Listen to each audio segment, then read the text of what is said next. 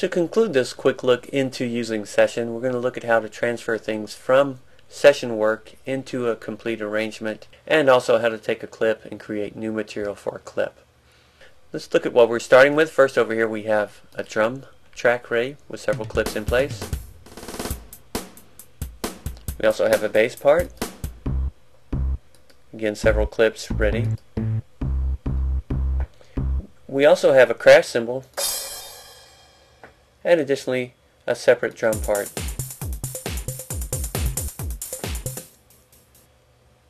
So we'll stop now. I'm going back to the beginning, and if you want to follow along, now's the time to load up this file called Session to Arrange.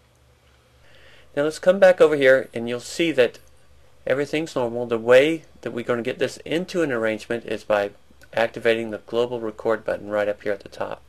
Again, simply clicking on that activates it. Now notice that no playback has begun. It's ready to capture what we might play, but it hasn't started yet. We can start by either launching the play button, a clip launch, or a scene launch. And I'm going to begin over here with a scene 1 launch. Here we go. And now to scene 2. You can see all this is being captured up here. Now launching scene 3.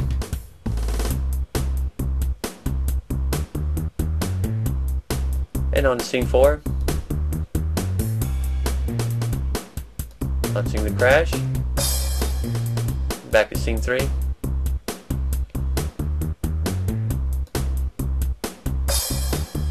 And stopping. Now I also want to demonstrate while it's recording what happens if we launch a clip and alter some of the parameters while it's playing back.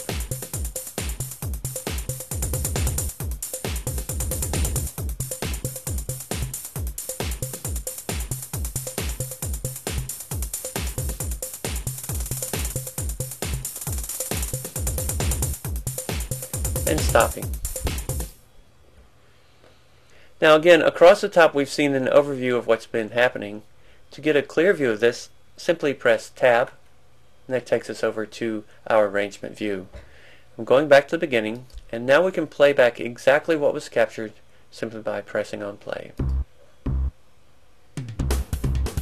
Zoom in some. A little too zoomed. Now if we unfold these tracks, we can actually see audio and MIDI information going by.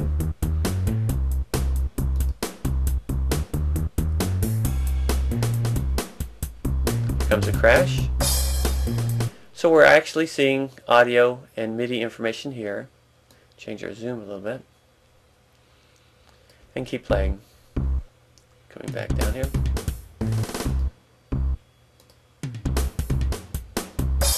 Here's our ending. Now if I want to, I can move this crash over or copy it by holding Option. Now we've got additional crash. Let's listen.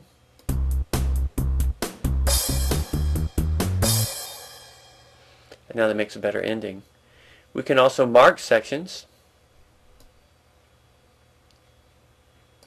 and copy those or simply delete them. I can simply move these down. It replaces what was there, and now it's no longer there. Again, if you hold Option while you do that, it'll copy it over, and if I press my delete key, it's gone. So we can alter our arrangement in any way we might choose once we're over here in arrangement view. But let's come down here to the end now where we started that drum part. And let's follow along, folding up the other tracks. So you can see all this additional MIDI information has been created. We can capture all this as an audio file and we're fine. Let's listen again.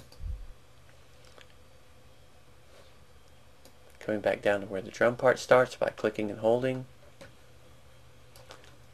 Just jump on down here and playing.